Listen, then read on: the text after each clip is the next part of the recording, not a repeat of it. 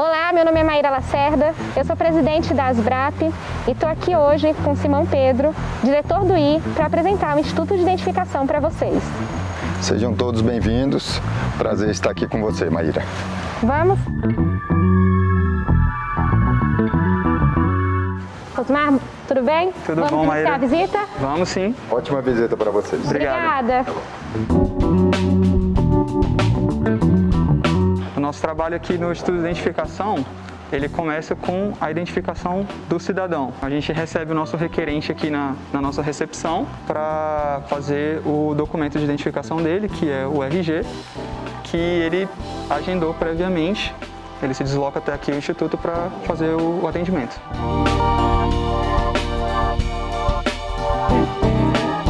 E é nesse momento que a gente tem a coleta multibiométrica? Exatamente. A gente vai trabalhar principalmente com 3 tipos de biometria, que é a biometria facial, a biometria papiloscópica e a biometria comportamental, que eu vou mostrar para vocês agora. Então a gente tem um requerente sendo atendido aqui por um colega nosso. Vocês conseguem ver ele fazendo o registro da biometria facial e na sequência ele vai fazer o recolhimento das impressões digitais, que é a biometria papiloscópica, e por fim a biometria comportamental, que é a assinatura dele. Então você vê o nosso colega colocando o dedo do requerente no scanner.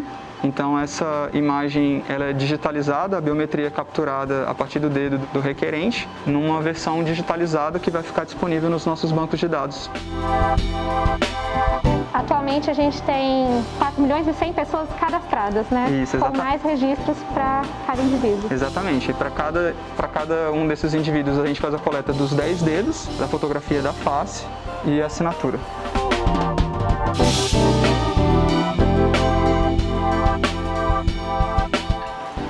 Obrigada, Osmar. Agora você segue para a identificação criminal. Beleza, obrigado, Maíra. Tchau, tchau.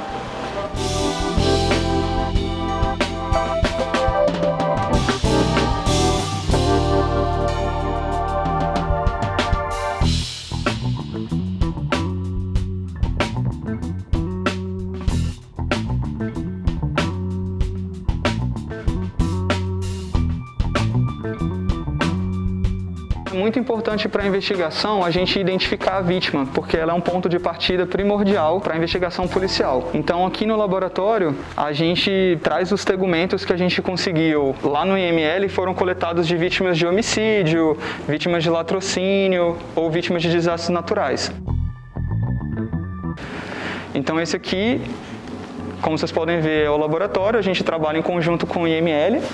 E a partir do exame médico legal que é realizado lá embaixo, o colega papiloscopista realiza o exame papiloscópico nas mãos da vítima. Quando se trata de uma vítima com as mãos preservadas, a recuperação dessas impressões digitais geralmente é mais simples. Quando se trata de uma vítima que esteja no estágio avançado, a gente tem que recuperar esses tegumentos utilizando algumas técnicas químicas, como vocês podem observar a colega trabalhando com o material que foi recolhido no IML.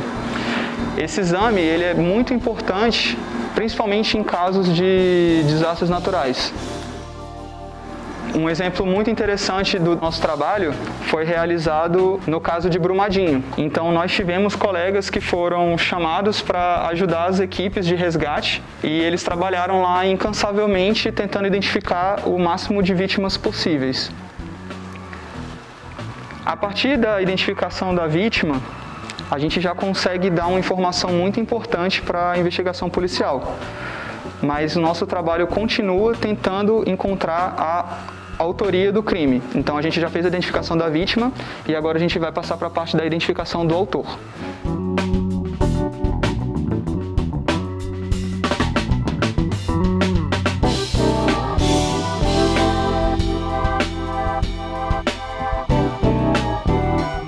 A gente tem um veículo que está sendo periciado nesse exato momento pelos colegas responsáveis pela perícia em local de crime e como vocês podem ver, a colega já está fazendo a inspeção visual do veículo e a aplicação do pó regular para revelação de impressões digitais na própria lataria do veículo. O veículo ele funciona como um local de crime igual aos outros, que podem ser uma residência, um estabelecimento comercial, um banco. Então esse carro estava envolvido em algum ato delituoso, o meliante supostamente tocou no veículo e o nosso trabalho é buscar vestígios que possam levar à identificação dessa autoria. Então, além da aplicação do pó regular, a colega também faz a parte de inspeção do veículo para a busca de outros vestígios, como objetos comuns, que possam ter sido manuseados pelo meliante. Então, aqui no caso, a gente consegue ver uma carteira de cigarro que pode ter sido tocado pelo autor do crime. Esses objetos, depois de recolhidos em local de crime, eles são encaminhados ao laboratório, porque no laboratório a gente consegue aplicar outros reagentes além do pó regular. Então a investigação continua no laboratório de exames papiloscópicos do Instituto de Identificação, onde a gente vai trabalhar com os vestígios que foram recolhidos em local de crime pelo papiloscopista da perícia externa. E aqui, nos fundos, é efetivamente o laboratório, onde a gente vai poder aplicar os reagentes que não estão disponíveis no local de crime para auxiliar a investigação. Então é importante ter em mente que qualquer tipo de objeto pode ser um vestígio. A gente costuma pensar muito em faca e revólver, mas uma simples garrafa de refrigerante pode ter sido manuseada pelo autor e pode identificar a autoria de um crime. Esses objetos eles são submetidos a alguns reagentes específicos para o determinado tipo de material que ele é composto, e depois a gente tem o colega aqui fazendo a inspeção visual desses objetos, tentando identificar vestígios papiloscópicos para registro. Inclusive ele fez a marcação ali de laranja e uma possível impressão digital que pode ser utilizada para identificação. Depois que o vestígio é inspecionado, a gente pode continuar trabalhando nele aplicando alguns reagentes fluorescentes. No caso, o colega está aplicando o amarelo básico, que é um reagente amarelo que dá um contraste muito interessante em objetos brancos. Depois de aplicado e lavado com água, os objetos são pendurados na esteira para secagem. Depois que os objetos secam, a gente continua a inspeção visual para ver se esse reagente melhorou a revelação da impressão. Então, o amarelo básico ele é um reagente super interessante, porque em contato com a luz azul e um filtro amarelo, ele gera uma fluorescência esverdeada, como vocês podem ver a colega aqui fazendo a inspeção do material. E depois que os vestígios são identificados no objeto, eles são fotografados utilizando as cores de luzes indicadas, né? Se o corante fluorescente não tiver sido aplicado, a gente faz a fotografia com luz branca convencional. Se o corante fluorescente tiver sido aplicado, a gente faz a fotografia com a luz azul com filtro amarelo e gera essas fotografias lindas.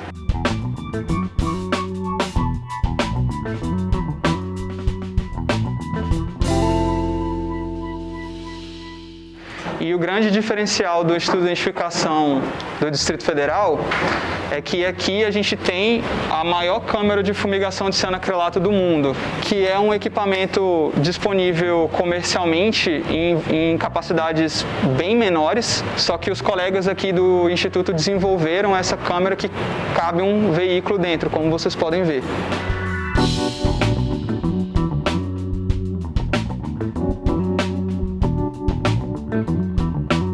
A grande vantagem da utilização dessa câmera é que veículos relacionados a crimes mais sensíveis podem ser submetidos a essa técnica que costuma revelar mais fragmentos do que o comum utilizando o pó regular. Então ela tem uma capacidade de cerca de 24 mil litros, que cabe em veículos tão grandes quanto uma Fiat Ducato, por exemplo, que já é uma van. E vocês podem observar que ela tem uma porta aqui, então além da capacidade total, a gente pode usar ela na capacidade reduzida de 1/3.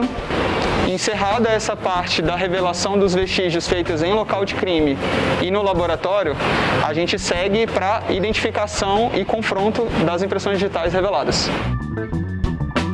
partir dos vestígios papiloscópicos revelados em local de crime e no laboratório, a gente passa para o exame de confronto. É aqui que a impressão digital palmar ou plantar revelada pelos colegas que vocês acabaram de ver é confrontado com o nosso banco de dados e um possível suspeito é identificado.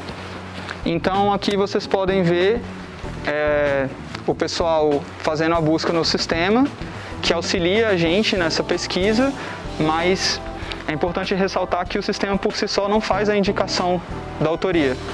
É extremamente importante a participação do especialista na identificação para fazer a comparação com os suspeitos que o sistema indica. Aqui, inclusive, por conta da pandemia de Covid, a gente está fazendo um rodízio dos servidores para a segurança deles. Além desse trabalho de identificação com impressões digitais, a gente também faz a parte de identificação de vestígios faciais. Então, tanto a biometria papiloscópica quanto a biometria facial é extremamente importante para o nosso trabalho. A gente tem um banco de dados de imagens de face. Comumente, o vestígio mais comumente encaminhado para a gente são vídeos de circuitos fechados de TV, como o disposto na tela, em que são selecionados frames do suposto autor e a partir desse frame é trabalhado a imagem da face, utilizando também um sistema de busca similar ao que ocorre nas impressões papiloscópicas, mas mais uma vez a atuação do especialista é extremamente importante para fazer o confronto com as faces indicadas pelo sistema. É impossível que um sistema automatizado com uma base de dados tão grande quanto a nossa consiga cravar a identificação sozinho. E por fim, a gente também trabalha com os famosos retratos falados, né? As representações faciais humanas, em que uma vítima é entrevistada e um suspeito é desenhado para auxiliar as investigações.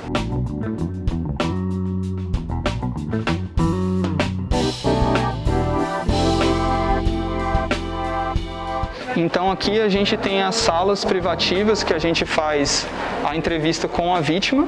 A representação facial humana começa com a vítima escolhendo regiões da face do autor. A gente tem um banco de imagens aqui, nesse caso de olhos, por exemplo. Então a vítima pode escolher o olho que mais se assemelha ao autor do crime e essas peças são inseridas na composição da imagem junto com diversas outras características, como o nariz, a boca, e a gente inclusive pode começar a trabalhar com acessórios, como camisetas, piercings, pintas no rosto, colares e até máscaras. Então, o retrato falado ele vai auxiliar a investigação a encontrar o autor do crime, porque a vítima é o único vestígio que a gente tem. Além desse trabalho, a equipe da representação facial humana também trabalha com a projeção de disfarces, então a gente pode inserir diversos tipos de acessório nesse indivíduo, como essa camiseta, né, utilizada como uma balaclava, óculos, bonés, barba, diversos tipos de características.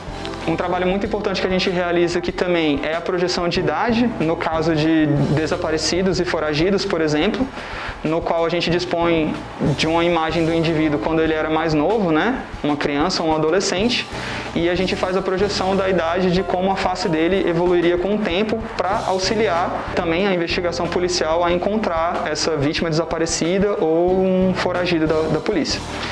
E por fim, a gente finaliza, além de outros exemplos, com o quadro de reconhecimento facial, que um suposto autor é demonstrado para a vítima num quadro, junto com outras imagens do banco de dados que nós temos de outras pessoas que têm características fisionômicas similares. Então, a partir da apresentação desse quadro, a vítima pode fazer o reconhecimento do autor diretamente.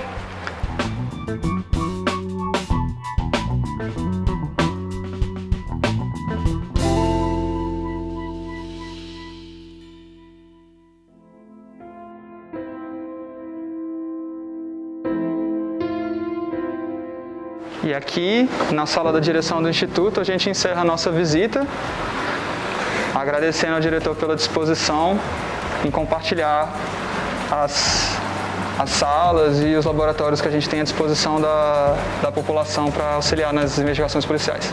Eu que agradeço, Osmar, em nome de todos os papiloscopistas, nosso Instituto de Identificação aqui do DF, essa oportunidade e esse trabalho que vocês fizeram, essa iniciativa da ASBRAP, sensacional, para que a gente possa apresentar as nossas instalações, mas principalmente nossas atribuições, né, que fazemos aqui no DF.